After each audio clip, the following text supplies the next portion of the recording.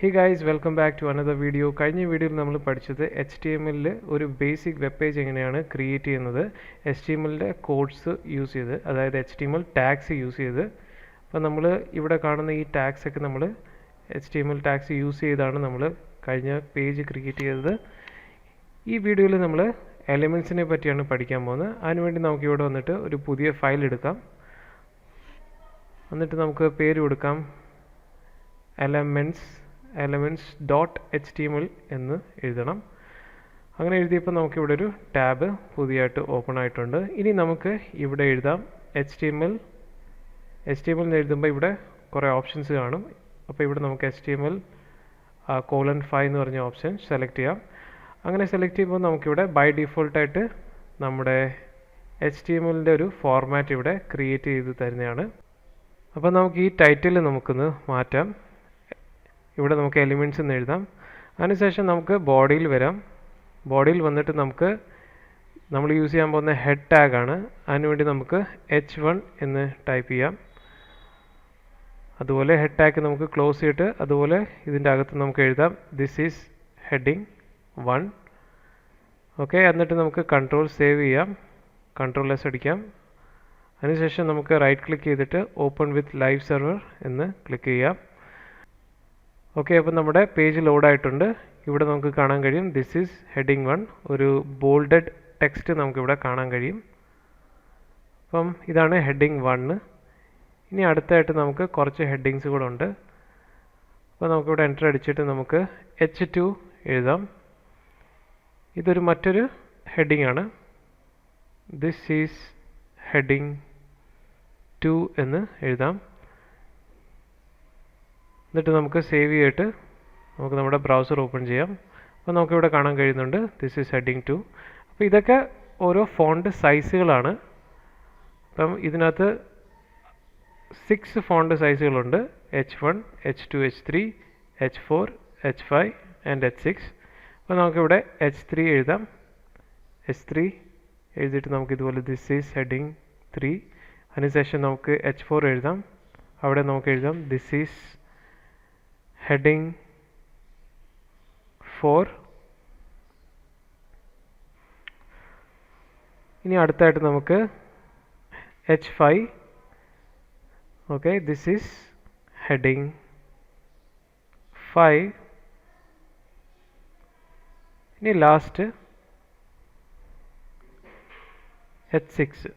Okay, this is heading 6. Okay, എന്നിട്ട് നമുക്കിത് save ചെയ്യാം. സേവ് ചെയ്തിട്ട് നമ്മുടെ ബ്രൗസർ നമ്മൾ ഓപ്പൺ ചെയ്യുമ്പം ഇവിടെ നമുക്ക് കാണാൻ കഴിയുന്നുണ്ട് നമ്മുടെ ഹെഡിങ് ടാഗ്സുകൾ. അപ്പം ഹെഡിങ് ടാഗ്സിൻ്റെ ഓരോ സൈസുകൾ നമുക്ക് കാണാൻ കഴിയുന്നുണ്ട്. ഇതൊക്കെ ഓരോ സൈസുകളാണ്.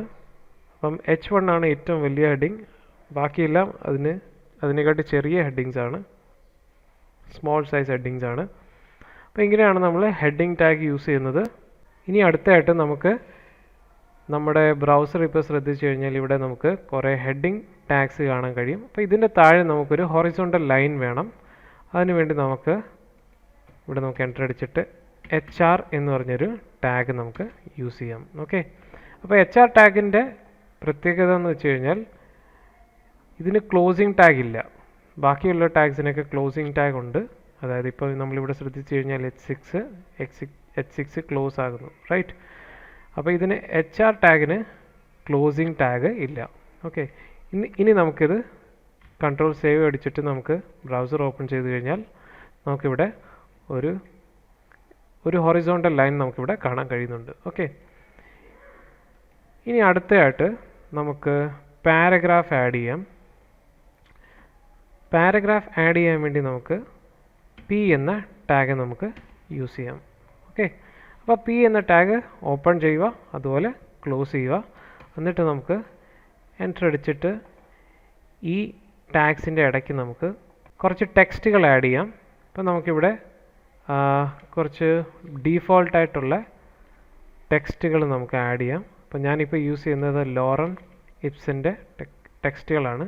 അപ്പോൾ നമുക്കത് ഇവിടെ ആഡ് ചെയ്യാവുന്നതാണ്. ഓക്കെ,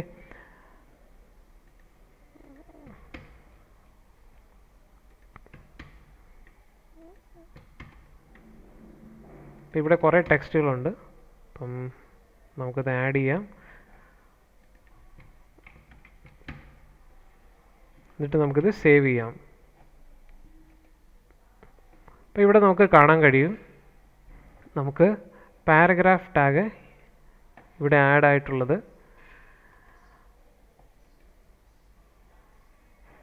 അപ്പോൾ പാരഗ്രാഫ് ടാഗിൽ നമ്മൾ എത്ര സ്പേസ് കൊടുത്താലും, ഇപ്പം നമ്മൾ ഈ ലോറൻ ഇബ്സൻ്റെ ഇടയ്ക്ക് നമ്മൾ കുറേ സ്പേസ് കൊടുക്കുന്നിരിക്കട്ടെ, എന്നിട്ട് നമ്മൾ സേവ് ചെയ്തു. എന്നിട്ട് നമ്മളിവിടെ നോക്കിയാലും നമ്മുടെ സ്പേസ് ആസ് ഇറ്റ് ഈസ് തന്നെയാണ്. ഓക്കെ, അപ്പോൾ പാരഗ്രാഫ് ടാഗിൻ്റെ ഉള്ളിൽ നമ്മൾ എത്ര സ്പേസ് ഇട്ടാലും അത് നമ്മുടെ ബ്രൗസറിൽ എഫക്റ്റ് വരത്തില്ല. ഓക്കെ, ഇനി അടുത്തതായിട്ട് നമുക്ക് ഇതിൻ്റെ താഴെ പാരഗ്രാഫ് ടാഗിൻ്റെ താഴെ നമുക്ക് മറ്റൊരു ഹൊറിസോണ്ടൽ ലൈൻ ആഡ് ചെയ്യാം. എന്നിട്ട് നമുക്ക് ഇവിടെ നമുക്ക് എഴുതാം പ്രിസർവ് ടാഗ്, PRE എന്നാണ് പ്രിസർവ് ടാഗ്. അപ്പോൾ ഈ ഒരു ടാഗിൻ്റെ പ്രത്യേകത എന്ന് വെച്ച് കഴിഞ്ഞാൽ നമ്മൾ ഇതിൽ കൊടുക്കുന്ന, അതായത് ഇത്രയും സ്പേസിൽ നമ്മൾ കൊടുക്കുന്ന എന്തൊക്കെയുണ്ടോ അതിനൊക്കെ സ്പേസ് തരിക. ഫോർ എക്സാമ്പിൾ നമ്മൾ ഇവിടെ കുറച്ച് സ്പേസ് കൊടുത്തെന്നിരിക്കട്ടെ, എന്നിട്ട് നമ്മൾ സേവ് ചെയ്തു, എന്നിട്ട് നമ്മുടെ ബ്രൗസർ ഓപ്പൺ ചെയ്ത് കഴിഞ്ഞാൽ നമുക്ക് അത്രയും സ്പേസ് നമുക്കിവിടെ കാണാൻ കഴിയുന്നുണ്ട്. ഓക്കെ, അപ്പോൾ ഇതാണ് പ്രിസർവ് ടാഗ് ചെയ്യുന്നത്. അപ്പോൾ നമ്മൾ വല്ല കവിതയൊക്കെ എഴുതുവാണെങ്കിൽ, അല്ലെങ്കിൽ പോയിട്രി ഒക്കെ എഴുതുവാണെങ്കിൽ, പോയിംസ് ഒക്കെ എഴുതുവാണെങ്കിലൊക്കെ നമുക്ക് പ്രിസർവ് ടാഗ് യൂസ് ചെയ്യാവുന്നതാണ്. ഫോർ എക്സാമ്പിൾ നമ്മളിപ്പോൾ എഴുതി ജോണി യെസ് പപ്പ, എന്നിട്ട് നമ്മൾ and ready to eating sugar no papa. Okay, അപ്പോൾ സോ ആൻഡ് സോ നമ്മൾ ഇങ്ങനെ കുറേ എഴുതി. ഓക്കെ, എന്നിട്ട് നമ്മൾ ബ്രൗസറിൽ വന്ന് നോക്കുമ്പോൾ നമുക്ക് ആസ് ഇറ്റ് ഈസ് നമുക്ക് കാണാൻ കഴിയുന്നതാണ്. അപ്പോൾ ഇതിങ്ങനെയാണ് നമ്മൾ പ്രിസർവ് ടാഗ് യൂസ് ചെയ്യുന്നത്. നെക്സ്റ്റ് നമ്മൾ ബ്രേക്ക് ടാഗാണ് പഠിക്കാൻ പോകുന്നത്. അപ്പോൾ ഞാനിവിടെ ഒരു ഹെഡിങ് കൊടുക്കാം, H2, എന്നിട്ട് നമുക്കിവിടെ എഴുതാം ബ്രേക്ക് ടാഗ്. ഓക്കെ, ഇനി അടുത്തത് ബ്രേക്ക് ടാഗ് യൂസ് ചെയ്യാൻ വേണ്ടി നമുക്കൊരു പാരഗ്രാഫ് ക്രിയേറ്റ് ചെയ്യാം. പാരഗ്രാഫിന് വേണ്ടി നമുക്ക് P ടാഗ് യൂസ് ചെയ്യാം. എന്നിട്ട് നമുക്കൊരു ഡീഫോൾട്ടായിട്ടൊരു പാരഗ്രാഫ് എടുക്കാം. നമുക്ക് ക്രോം ബ്രൗസറിൽ വരാം, എന്നിട്ട് നമുക്കൊരു ന്യൂ ടാബ് ഓപ്പൺ ചെയ്തിട്ട് നമുക്കിവിടെ ലോറം ഇബ്സം എന്ന് പറഞ്ഞൊരു കുറച്ച് ടെക്സ്റ്റുകൾ നമുക്ക് എടുക്കാം. ഇപ്പം നമുക്കിവിടെ കാണാൻ കഴിയുന്നു ലോറം ഇബ്സം. ഇവിടെ നമുക്ക് ക്ലിക്ക് ചെയ്യാം. ഓക്കെ, അപ്പോൾ നമ്മുടെ ഈ പേജിലേക്ക് ലോഡ് ആയിട്ടുണ്ട്. അപ്പോൾ നമുക്കിവിടുന്ന് കുറച്ച് ഡീഫോൾട്ടായിട്ടുള്ള ടെക്സ്റ്റുകൾ കോപ്പി ചെയ്യാം. എന്നിട്ട് നമ്മുടെ എഡിറ്ററിലേക്ക് നമുക്ക് വരാം. എന്നിട്ട് നമുക്കിവിടെ പേസ്റ്റ് ചെയ്യാം. പേസ്റ്റ് ചെയ്തപ്പോൾ നമുക്കിവിടെ കാണാൻ കഴിയുന്നുണ്ട് നമ്മുടെ ടാഗ്സ് ഒക്കെ വളരെ ഫ്രണ്ടിലും, അതുപോലെ ഇവിടെ നമുക്ക് ഇതുപോലെ സ്ക്രോൾ ചെയ്യേണ്ടി വരികയാണ്. അപ്പോൾ അതിനുവേണ്ടി നമ്മൾ ചെയ്യേണ്ടത് എന്താണെന്ന് വെച്ച് കഴിഞ്ഞാൽ നമ്മുടെ വിഷ്വൽ സ്റ്റുഡിയോ കോഡിൽ ടെക്സ്റ്റ് റാപ്പ് എന്ന് പറയും, ടെക്സ്റ്റ് റാപ്പ്. അപ്പോൾ അതിനുവേണ്ടി നമുക്ക് Alt+Z ബട്ടൺ നമ്മൾ പ്രസ് ചെയ്യുക. അപ്പോൾ നമ്മുടെ ടെക്സ്റ്റൊക്കെ റാപ്പ് ആവും. ഓക്കെ, ഇനി അടുത്തതായിട്ട് നമുക്ക് ബ്രേക്ക് ലൈൻ ചെയ്യണം. അപ്പോൾ നമ്മളിവിടെ സേവ് ചെയ്തു, എന്നിട്ട് നമ്മുടെ ബ്രൗസർ നമ്മൾ ഓപ്പൺ ചെയ്തു. അപ്പോൾ ഇവിടെ നമുക്ക് കാണാൻ കഴിയുന്നുണ്ട് നമ്മുടെ ടെക്സ്റ്റുകളൊക്കെ എത്ര ബ്രൗസർ ഉണ്ട് അത്രയും ബ്രൗസറിൽ ഇത് കവർ ചെയ്തേക്കാണ്. അപ്പോൾ നമുക്ക് ഇവിടെ വെച്ച്, അതായത് ഇൻഡസ്ട്രി വെച്ച്, നമുക്ക് ഇവിടെ വെച്ച് നമുക്ക് ഇത് ബ്രേക്ക് ചെയ്യണം. അതിനുവേണ്ടി നമുക്കിവിടെ വന്നിട്ട് ഇവിടെ വന്നിട്ട് നമുക്ക് BR എന്ന് പറഞ്ഞ ടാഗ് നമുക്ക് യൂസ് ചെയ്യാം. എന്നിട്ട് നമ്മൾ സേവ് ചെയ്ത് കഴിഞ്ഞാൽ നമ്മുടെ ബ്രൗസറിൽ നമുക്ക് നോക്കുമ്പോൾ ഇവിടെ കാണാൻ കഴിയുന്നു. ഓക്കെ, പിന്നെ നമുക്കിവിടെ ബ്രേക്ക് ചെയ്യാവുന്നതാണ്. നമുക്കിത് എവിടെ വേണമെങ്കിലും ആഡ് ചെയ്യാം. ഇതിനു വേണ്ടി നമുക്കിങ്ങനെ എൻ്റർ അടിച്ച് അല്ലെങ്കിൽ എവിടെ നമുക്കിങ്ങനെ എൻ്റർ അടിച്ചിട്ട് ഇങ്ങനെ ചെയ്യേണ്ട ആവശ്യമില്ല. കാരണം ഇവിടെ ഇങ്ങനെ എൻ്റർ അടിച്ചാലും നമ്മുടെ ബ്രൗസറിൽ നമ്മൾ ശ്രദ്ധിച്ചു കഴിഞ്ഞാൽ അത് ആസ് ഇറ്റ് ഈസേ കാണുകയുള്ളൂ. അപ്പോൾ ഇത് നമ്മൾ ലൈൻ ബ്രേക്ക് ആണ് ചെയ്യുന്നത്. അപ്പോൾ അതിനുവേണ്ടി നമ്മളിവിടെ എഴുതുവാണ് BR. സോറി,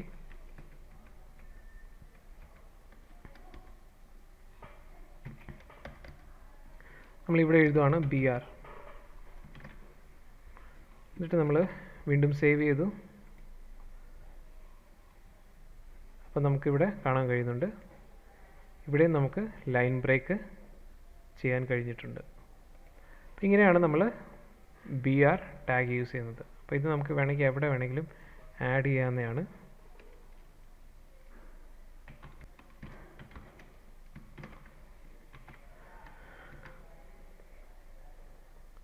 അപ്പോൾ നമ്മളിവിടെ BR ടാഗിൽ ക്ലോസിംഗ് ടാഗ് ഇല്ല, അതിൻ്റെ ആവശ്യമില്ല. HR ടാഗ് പോലെ തന്നെ ഇവിടെ നമുക്ക് ക്ലോസിങ്ങിൻ്റെ ടാഗ് ആവശ്യമില്ല. BR ടാഗ് ഇത്രയേ ഉള്ളൂ. ഓക്കെ, അപ്പോൾ നമുക്കൊരു ടാഗും കൂടെ നമുക്കിവിടെ ക്രിയേറ്റ് ചെയ്യാം. എന്നിട്ട് നമുക്കിവിടെ ഒന്ന് ചെക്ക് ചെയ്ത് കഴിഞ്ഞാൽ നമ്മുടെ ഇതുപോലെ നമുക്കിവിടെ കാണാൻ കഴിയുന്നു. ബ്രേക്ക് ലൈൻ ടാഗ് നമുക്കിവിടെ ഇങ്ങനെ യൂസ് ചെയ്യാവുന്നതാണ്. ഇനി നമുക്ക് ഏതെങ്കിലും ഒരു വേർഡിനെ നമുക്കൊരു ബോൾഡ് ആക്കണമെങ്കിൽ നമുക്കിവിടെ ഫോർ എക്സാമ്പിൾ നമുക്ക് ഈ ലോറം ഇപ്സം എന്ന് പറഞ്ഞാൽ ഈ ടാഗിനെ നമുക്ക് ബോൾഡ് ആക്കണമെങ്കിൽ, ഈ ഒരു ലെറ്ററിനെ ബോൾഡ് ആക്കണമെങ്കിൽ നമുക്ക് B ടാഗ് യൂസ് ചെയ്യാം. അപ്പം B ടാഗ് നമ്മളിവിടെ കൊടുത്തു. എന്നിട്ട് നമുക്കിവിടെ ക്ലോസ് ചെയ്യണം. അപ്പോൾ B ടാഗ് ഇവിടെ ക്ലോസ് ചെയ്യണം. ഓക്കെ, B ടാഗ് ഓപ്പണും ചെയ്യണം, അതുപോലെ ക്ലോസും ചെയ്യണം. ഇനി നമ്മൾ സേവ് ചെയ്തിട്ട് നമ്മുടെ ബ്രൗസറിൽ വരുമ്പോൾ നമുക്കിവിടെ കാണാൻ കഴിയുന്നുണ്ട് ലോറം ഇപ്സൺ ബോൾഡിൽ നമുക്കിവിടെ കാണാൻ കഴിയുന്നുണ്ട്. ഇനി അടുത്തായിട്ട് നമുക്ക് ഇവിടെ ഇത്രയും കുറച്ച് ടെക്സ്റ്റ് നമുക്ക് അണ്ടർലൈൻ ചെയ്യണം ഇവിടം വരെ. അപ്പോൾ നമുക്കതിന് വേണ്ടി U ടാഗ് യൂസ് ചെയ്യാം. ഓക്കെ, നമുക്ക് ഇത്രയും ഭാഗം നമുക്ക് കട്ട് ചെയ്തിട്ട് നമുക്കിവിടെ പേസ്റ്റ് ചെയ്യാം.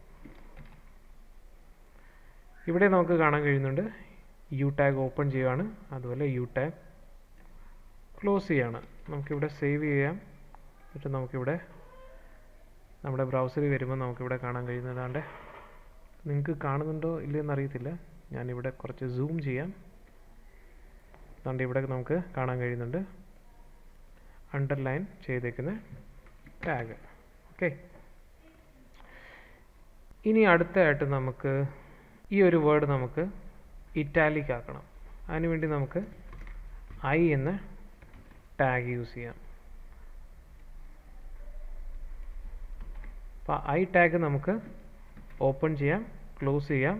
എന്നിട്ട് അതിൻ്റെ ഉള്ളിൽ നമുക്കിവിടെ ലോറം ഇപ്സ് എന്ന് പറഞ്ഞ വേർഡ് നമുക്ക് പേസ്റ്റ് ചെയ്യാം. എന്നിട്ട് സേവ് ചെയ്യാം.